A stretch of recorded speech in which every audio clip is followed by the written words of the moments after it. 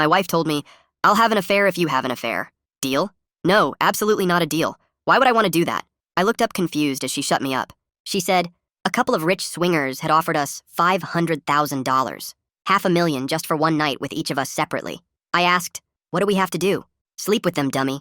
Hurry up and put on a suit. The limo will pick you up in an hour. She was already heading to our bedroom, pulling out her nicest dress. I followed her, still protesting, but she showed me their profiles. Beautiful people with obvious wealth.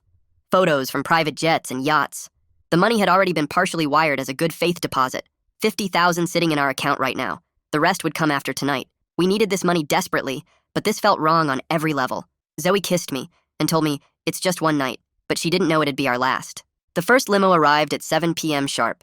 Zoe wore a black cocktail dress, kissed me goodbye at the door, and whispered to just have fun, and it would all be worth it by morning. My ride came 30 minutes later.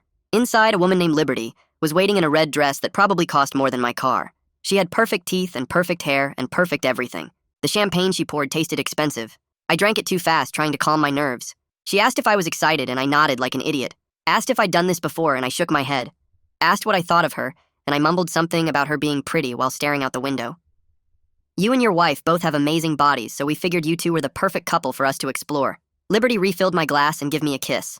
I tried not to think about anything except the money, but my other head also wanted her. $500,000 would change everything. The limo drove for over an hour and passed through iron gates onto a private road lined with ancient trees. The manor at the end looked like something from a movie like Saltburn. Inside, Liberty led me through empty hallways past room after room of covered furniture. The silence felt heavy and wrong. The bedroom she brought me to was bigger than our entire apartment. A 4-poster bed dominated the space. Heavy curtains blocked out the night. Everything smelled like dust and expensive perfume. Liberty touched my shoulder gently and said she needed a moment to get ready. Let me get undressed. She walked into the bathroom, leaving me alone. I sat on the bed and pulled out my phone for the first time since getting in the limo. My heart stopped when I saw the screen. 15 missed calls from Zoe and a bunch of messages. I opened them with shaking fingers. The first few were confused. This isn't the address they gave me. Then worried. Why aren't we going to the city? Then panicked. They're not taking me to a hotel. The messages got worse from there. Get out of there. They left me in the woods. Please pick me up. I'm scared. Something's wrong. This isn't what we thought. I tried calling her back but had no signal. I moved around the room, holding my phone up, desperately searching for bars. Nothing worked. The house must have been in a dead zone. But those texts had come through somehow, which meant she'd had signal wherever they dumped her. The bathroom door opened, interrupting my panic. Liberty walked out, but she wasn't alone. Her husband was with her. They both wore regular clothes now and carried long kitchen knives. Your wife was fun to hunt. We'll give you 10 minutes staring now. Liberty checked her expensive watch. Better run fast. Your wife only lasted 30 minutes before we caught up. I didn't even process what she said about Zoe. My body just moved on its own, and I bolted straight for the bedroom door while they stood there laughing at me. My hands were shaking so bad, I could barely grab the doorknob, and it took me 3 tries to turn it right. The metal was slippery with sweat from my palms, and when I finally got it open, I stumbled into the hallway. Behind me, Liberty said something about starting the count, and I heard her husband's voice joining in with the numbers. The hallway stretched out in front of me and looked nothing like what I remembered from walking here with Liberty just minutes ago. All the doors looked the same, and the carpet runner went both directions into darkness. I picked left and started running as fast as I could in my dress shoes that had zero grip on the old wooden floors. My feet slipped with every step, and when I tried to take the corner at the end of the hall too fast, I went sliding into the wall hard enough to knock a picture frame off. The glass shattered, and I kept going, hearing them still counting behind me, making sure I knew exactly how much time was left. 8 minutes now. 7.5. Their voices carried through the old house like they were using microphones or something. I found another hallway that looked exactly like the last one, more closed doors, more darkness, and I was already lost in this huge place. Then I saw a door that looked different, smaller and painted green instead of the dark wood like all the others. I yanked it open and found a narrow stairwell going down with bare concrete steps. I took them 3 at a time, using the metal railing to swing myself around the landings, and on the last set, my foot missed a step completely. My ankle rolled hard to the side, and pain shot all the way up to my knee, but I couldn't stop now. I pushed through the heavy door at the bottom and stumbled into what had to be a kitchen from another century. Everything was huge, industrial-sized stoves and sinks and prep tables all covered in white sheets like ghosts. Dust flew up when I bumped into one of the tables, and I had to cover my mouth to keep from coughing. On the wall next to the stove was a magnetic strip holding knives, and I grabbed the biggest one I could see. The blade was dull when I tested it on my thumb, probably just for decoration, but it was better than having nothing at all. Through the kitchen window, I could see absolutely nothing except darkness and the outline of trees that seemed to go on forever.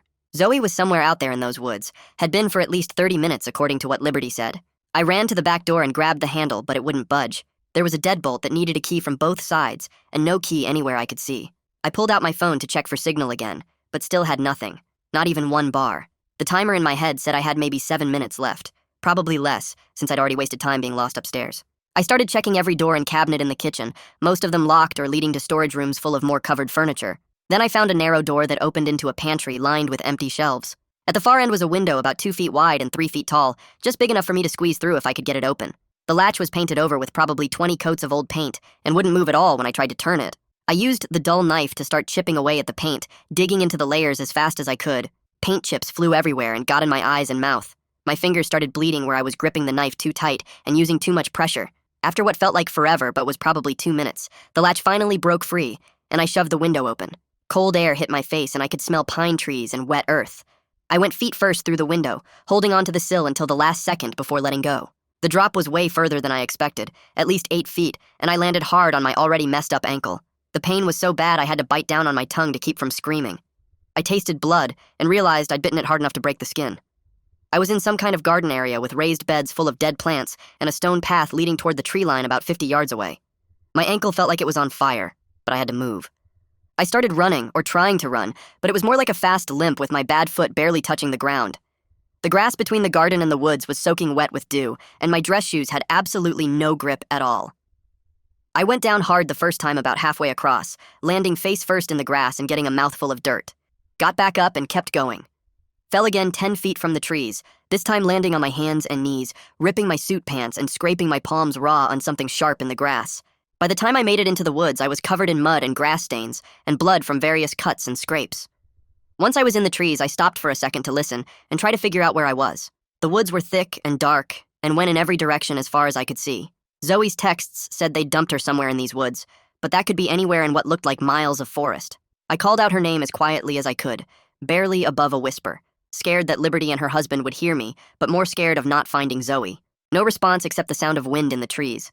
Something big crashed through the bushes to my right, and I spun around, gripping the dull knife so tight my knuckles went white. My heart was pounding, so hard I thought it might explode, but it was just a deer, a big one with antlers, and it looked at me for a second before jumping away into the darkness. I had to lean against a tree to keep from falling over, my whole body shaking now from adrenaline and fear and pain from my ankle. I pushed off the tree and kept moving deeper into the woods. The darkness was so thick I could barely see my own hands in front of me. Then I remembered something about Zoe's fitness tracker. She always wore it, and the thing would glow green when she moved her wrist. I started scanning the darkness for any tiny light while pushing through bushes and low branches. Pine needles scratched my face and caught on my torn suit jacket. My ankle throbbed with every step, but I forced myself to keep going. Behind me, way back toward the manor, I heard doors slam open so hard they hit the walls. Liberty's voice carried through the night air. "Time's up. Ready or not, here we come." Her husband laughed and whooped like this was the best night of his life. They sounded pumped up and excited like kids at a theme park. I moved faster even though my ankle felt like someone was stabbing it with a hot knife. The ground sloped down and I heard water running somewhere ahead. I pushed through a thick wall of bushes and found a small stream cutting through the forest floor. The water was maybe 3 feet wide and moving pretty fast over rocks. Maybe Zoe had found this same stream and followed it. I stepped into the freezing water and my dress shoes filled up immediately. The cold shot up my legs, but I started following the stream anyway. That's when I heard the dogs. Not regular barking, but that deep baying sound hunting dogs make when they're tracking something. My stomach dropped because now this wasn't just two crazy people with knives. I kept moving along the stream edge, trying to stay quiet while water sloshed in my shoes. Something white caught my eye on a branch hanging over the water. I grabbed it and my hands shook when I realized what it was. A piece of Zoe's black cocktail dress, the white lining torn and hanging from where she must have snagged it running. The fabric pointed downstream, so I followed that direction. The dogs sounded closer now, maybe only a few hundred yards back. I needed to break my scent trail, or they'd lead Liberty and her husband right to me. I waded into the deeper part of the stream where the water came up to my knees. The cold was so bad I gasped and almost yelled out, but I forced myself to move upstream instead of down, going against where the fabric pointed. Water soaked through my pants and the current pushed against my legs. After maybe 100 yards, I climbed out on the opposite bank. My ankle had gone numb from the cold, which actually helped with the pain. I pushed through more bushes, and that's when I heard it. Soft crying, barely louder than the wind in the trees. I froze and listened harder. The crying was coming from behind a bunch of fallen trees piled up like a wall. I crept closer and whispered Zoe's name as quiet as I could. The crying stopped for a second, then got louder. I came around the fallen trees and found her wedged into a hollow between the roots. Her black dress was ripped to shreds and covered in mud. When she saw me, she started sobbing harder and reached out with both arms. I pulled her out of the hole and she collapsed against me. Blood covered her legs and arms from dozens of scratches. A deep cut on her thigh was still bleeding pretty bad. I checked her over quick while she clung to me, shaking. "Can you walk?" She nodded and stood up on shaky legs. They gave me 10 minutes, then let the dogs loose. Her voice was raw from crying. I crossed the stream over and over, but they kept finding me. She pointed back the way I'd come from. "We can't go that way. That's where they are." She grabbed my arm hard. "I saw a road when they first dumped me, before I doubled back to hide." We started moving together with her leaning on me for support. My ankle screamed with the extra weight, but I didn't care. The dogs were definitely tracking us now. Their baying got louder, and I could hear Liberty and her husband calling out directions to them. We pushed through the undergrowth as fast as we could manage. Then the dogs sounded way too close, maybe only 50 yards behind us. I looked around desperate and spotted a tall pine tree with branches low enough to grab. "We need to climb." I helped boost Zoe up to the first branch even though my ankle almost gave out. She pulled herself up and I followed, using mostly my arms to haul myself from branch to branch. We climbed until the branches got too thin to hold our weight. From up here, maybe 30 feet off the ground, we could see everything. Flashlight beams swept through the forest below us like searchlights. Liberty and her husband were taking their time, walking slow and calling out to us. "You two are lasting longer than the others." Liberty's voice was sing-song and happy. "Most couples don't make it past the stream." They were maybe 200 yards away and closing in. The dogs circled below our tree, jumping up and barking like crazy, while their claws scraped against the bark. Liberty's husband looked up at us through the branches and started laughing. "Smart move, but we've done this before." He grabbed the lowest branch and started pulling himself up, while Liberty stood guard below with her knife ready. My hands searched around for anything I could use as he climbed closer. I found a thick, dead branch about 3 feet long and yanked it free from where it was stuck between two trunks. His face appeared through the pine needles maybe 6 feet below us, grinning like this was the best part of his night. I waited until he reached for the next branch up, then swung the dead wood down as hard as I could. It connected with his face and made a sound like hitting a watermelon with a bat.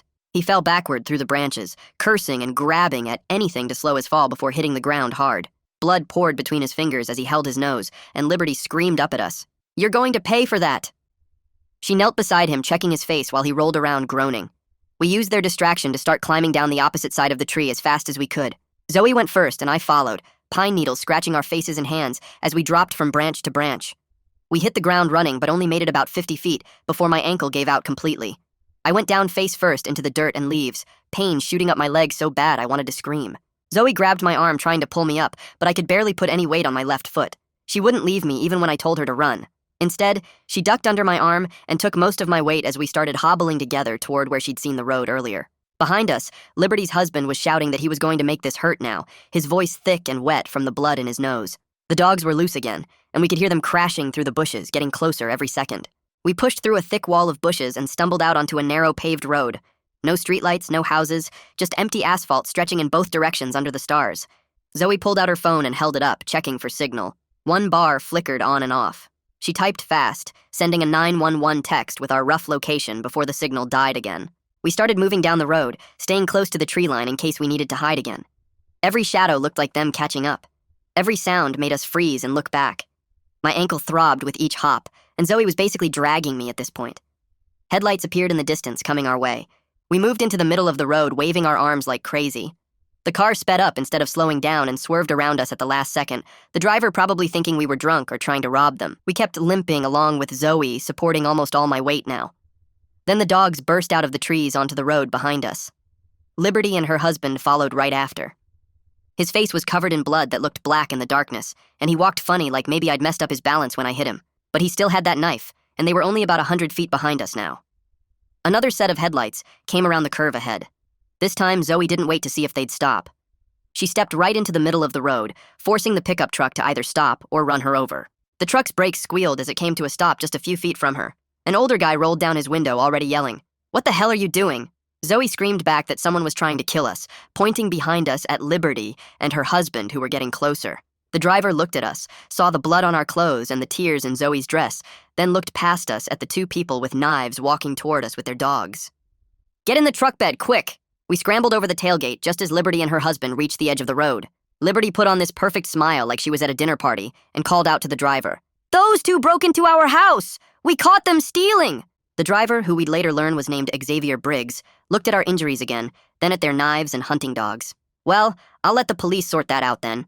He put the truck in gear and started driving while Liberty and her husband shouted threats behind us. We lay in the truck bed holding each other, too scared to even sit up and look back. Xavier drove for about 10 minutes before pulling into a small gas station with a single pump out front and a faded sign that said Briggs Fuel and Food. He helped us climb out of the truck bed, and my ankle nearly gave out when I put weight on it. Zoe grabbed my arm to steady me while Xavier unlocked the station door and flipped on the lights. The place smelled like motor oil and old coffee. He went straight to the phone behind the counter and dialed 911 while we stood there dripping mud and blood on his clean floor. I heard him tell the dispatcher about finding 2 people running from attackers with knives and dogs. He gave them the address and hung up before turning to us.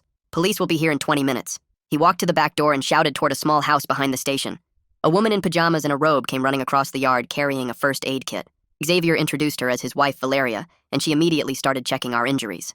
She cleaned the deep cut on Zoe's leg with something that made her hiss in pain. My ankle had swollen up so bad I couldn't get my shoe off without cutting the laces.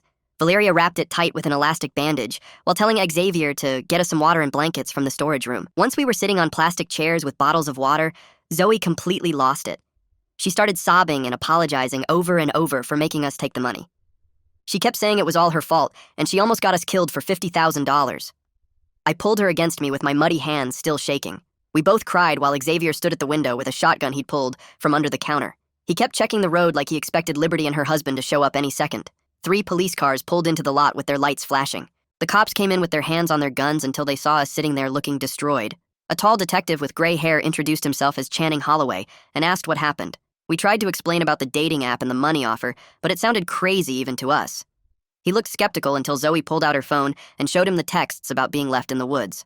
Then I showed him the $50,000 deposit in our bank account. His whole attitude changed when he saw the evidence. 2 paramedics arrived and started checking us over more carefully than Valeria had. They said my ankle needed x-rays and Zoe's leg needed stitches. Detective Holloway said he'd meet us at the hospital to get our full statements. The ambulance ride took about 30 minutes to the regional medical center. The emergency room was mostly empty at 4 in the morning. A doctor took me for x-rays while a nurse cleaned Zoe's wound. The x-ray showed my ankle was badly sprained but not broken. They put me in a walking boot and gave me crutches. Zoe needed 12 stitches in her leg, where she'd caught it on something sharp while running. The doctor took photos of all our injuries and filled out some kind of assault documentation form. Detective Holloway showed up with a laptop while we were waiting for discharge papers. He opened it to show us social media profiles and asked if we recognized anyone. Liberty's perfect face stared back at us from the screen. Same with her husband's profile. These were the exact same photos they'd used on the dating app to contact us. Holloway said units were already heading to the manor address we'd given him. He sat down and his face got serious. That couple you encountered tonight belongs to one of the oldest families in the county. He explained they had money going back generations and connections everywhere. But he also said there had been 3 missing persons cases in the past 5 years that might connect to them. Young couples who disappeared after meeting people online for dates. We were the first ones to make it out and report what happened. He left to coordinate with the units at the manor. Around 6 in the morning, he called to say they'd arrested Liberty and her husband at their estate. The cops found the hunting dogs and equipment plus the knives. But within an hour, 2 expensive lawyers from the city showed up. Liberty and her husband were claiming the whole thing was consensual roleplay that we'd agreed to. They said we got scared and made up this story. The prosecutor came to see us at the hospital that afternoon. She was a woman in her 40s who looked tired but determined. She explained that without more evidence, it would come down to our word against theirs. But she said our injuries were well documented, and Xavier's witness statement about seeing them chase us with knives would help.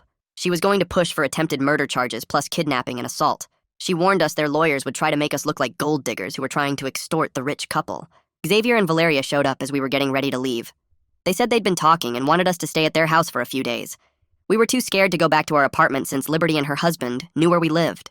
Valeria said she could check my ankle and change Zoe's bandages. Their guest room was small, but clean with a bed that felt safe. Neither of us could sleep much. Every time I closed my eyes, I saw Liberty's smile when she said Zoe was fun to hunt. Every noise outside made us both jump. Valeria brought us soup and checked my ankle swelling every few hours. The next morning, Detective Holloway called while I was trying to eat some toast. He said the search team found something bad at the manor. They'd broken into a locked room in the basement and found personal items like wallets and jewelry from at least 3 other people.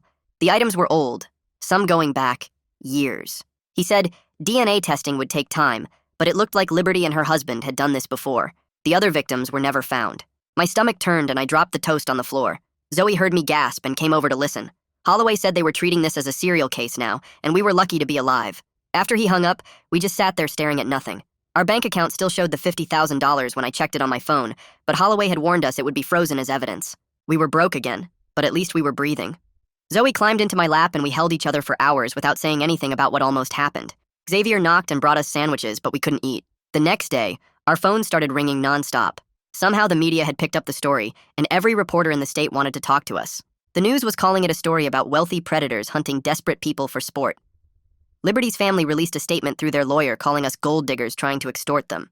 They said we were lying about everything to get money from their innocent children. Zoe threw her phone against the wall when she read it. A woman from the prosecutor's office came to see us that afternoon. She was a victim's advocate who explained our rights and helped us file for a protective order. Liberty and her husband had made bail already, which made my skin crawl. The advocate said they couldn't come within 500 feet of us, but we should still be careful. She advised us to change our routines and think about moving somewhere else for safety. We didn't have money to move, but she said there might be funds available to help. 2 weeks passed with us mostly hiding at Xavier's house. Then the prosecutor called with big news. Another survivor had come forward after seeing the story on TV. It was a woman from 2 years ago who'd escaped the same way we did, but never reported it because she was too scared. Her story matched ours exactly, even down to the 10-minute head start they gave her.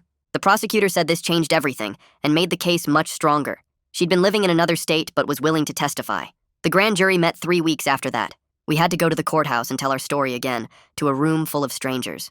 Liberty and her husband weren't there, but their lawyers were taking notes on everything we said. The other survivor testified too, and you could see the jury members getting angry as they heard the same pattern repeated. After 2 days of testimony, the grand jury indicted Liberty and her husband on multiple counts of attempted murder, kidnapping, and assault with a deadly weapon. Their lawyers tried to get the charges reduced to simple assault, but the judge denied it right away. Trial was set for 6 months out, which felt like forever. The Victim Compensation Fund gave us enough money to put a deposit on a small apartment 2 towns over. It wasn't much, but it had working locks and felt safer than staying near where Liberty knew to look for us. I got a job at a warehouse loading trucks, and Zoe found work at a grocery store stocking shelves. We were starting over from nothing, but at least we were together. The nightmares were bad, though. I'd wake up running through the woods or hearing dogs behind me. Zoe would shake in her sleep and call out for help. We started therapy twice a week with a counselor who specialized in trauma. She helped us work through both the attack and the money desperation that had led us there in the first place. Some days, we could barely get through a session without breaking down. Other days felt like we were making progress. The counselor said trauma responses were normal and would get better with time and work. 3 months in, Detective Holloway called with an update that made everything worse. The FBI had gotten involved because they'd connected Liberty and her husband to at least 5 missing persons cases over the past decade. All young couples who'd vanished after meeting people online. The pattern was always the same. What we'd survived was apparently something they'd been doing for years. The FBI agent who took over the case said we were incredibly lucky, and our testimony would be crucial for getting justice for the others who didn't make it out. 4 months into therapy, something shifted. Zoe and I were finally able to sit together and actually talk about that night without completely shutting down. We could say the words out loud about what happened in the woods and what we thought was going to happen. We were working on forgiving ourselves for taking the money and forgiving each other for the choices we'd made. The counselor said trauma could either break relationships apart or forge them stronger if both people did the work. We were fighting hard for the second option. Every week got a little bit easier even though we knew the trial was coming, and we'd have to face them again. Xavier started calling every few days to check on us, and Valeria would bring over food she'd made even though we lived 2 towns away now. They'd drive 30 minutes just to drop off a casserole or see how we were doing. Sunday dinners at their place became a regular thing where we'd sit in their kitchen and talk about normal stuff like the weather or sports, or anything except what happened. They treated us like family instead of victims, which meant more than I can explain. When the trial date finally came 6 months later, they both took time off work to be there and testified about finding us bloody and scared that night. The prosecutor called us to the stand on day 2, and my hands shook so bad I could barely raise them for the oath. I had to sit there and describe every detail from getting in the limo to running through the woods while Liberty stared at me with those cold, dead eyes from the defense table. Her husband kept smirking like this was all a joke to him. Zoe testified after me and broke down crying when she had to describe being dumped in the woods and hunted. Their lawyers tried to make it sound like we'd agreed to some kinky role play that got out of hand and then changed our minds afterward when we wanted more money. They brought up our money problems, and the $50,000 deposit like that proved we were willing participants. The prosecutor had to object over and over as they tried to twist everything we said. Day 3 brought the other survivor to the stand, and when she described her experience from 2 years ago, several jurors gasped because it was exactly the same as ours down to the 10-minute head start and the hunting dogs. She'd been too scared to report it, but seeing our story on the news gave her courage to come forward. The prosecutor then showed all the evidence they'd found at the manor, including personal items from 5 missing people who were never found, and detailed maps of the woods with hunting routes marked. The FBI agent testified about the pattern of couples who'd gone missing after meeting people online over the past decade. Liberty's lawyer tried to argue the items could have belonged to anyone, and the maps were for regular hunting, but you could see the jury wasn't buying it. Both sides gave closing arguments on day 4, with the defense still trying to paint us as gold diggers, while the prosecutor laid out the clear pattern of predatory behavior. The judge sent the jury to deliberate that afternoon, and we spent 5 days waiting in agony for them to decide. Every time the phone rang, we jumped thinking it was the verdict. Finally, on the 5th day, they called us back to court, and when the jury foreman stood up, my whole body was shaking. Guilty on all counts, including attempted murder, kidnapping, and assault with a deadly weapon. Liberty screamed that we'd ruined her life and destroyed her family as the bailiffs put her in handcuffs. Her husband just glared at us with pure hate in his eyes. The judge sentenced them both to 40 years to life with no chance of parole for 25 years. After the criminal trial ended, we filed a civil suit, and their lawyers settled out of court for an undisclosed amount rather than go through another trial. We used some of the money to keep going to therapy twice a week because we still needed help dealing with everything. We started a small emergency fund, so we'd never be that desperate for money again. The rest went to a nonprofit that helps people who survived trafficking and kidnapping because we wanted something good to come from all this pain. Money would never feel the same to us after what we'd done to get it, and almost died for it. About a year after that night, we were both working steady jobs that didn't pay great but covered our bills. I was still at the warehouse, and Zoe had moved up to assistant manager at the grocery store. We'd made some real friends at work who knew our story because it had been all over the news but treated us normal anyway. The nightmares weren't as bad anymore, though we both still had them sometimes. We adopted a rescue dog from the shelter, a big German Shepherd mix named Bear who'd been abused and abandoned, just like we'd been hunted and left for dead. He slept by our bed every night and would wake us up if we started having bad dreams by licking our faces. Having him made us feel safer at home and gave us something to take care of besides ourselves. Xavier and Valeria invited us to have our vow renewal in their backyard since they'd become like parents to us through everything. We only invited a handful of people we really trusted, including Detective Holloway, who'd worked so hard on our case. Zoe wore a simple white sundress, and I wore jeans and a button-up shirt because we didn't need anything fancy anymore. We promised each other we'd never let money or desperation make our choices again, and that we'd always talk through big decisions together. Detective Holloway gave a little speech about how we were the strongest survivors he'd met in 20 years of police work. Life wasn't perfect after everything, because we still jumped when we heard unexpected noises, and we couldn't go near any woods without panicking. But most days we were genuinely happy just doing normal boring things like grocery shopping or watching TV with Bear on the couch. We'd survived something that should have killed us, and now every regular day felt like a gift we'd earned by fighting to stay alive that night. Thanks for hanging in there with me through all the questioning and wondering. Really enjoyed exploring these moments right alongside you all. Subscribe for more content like this.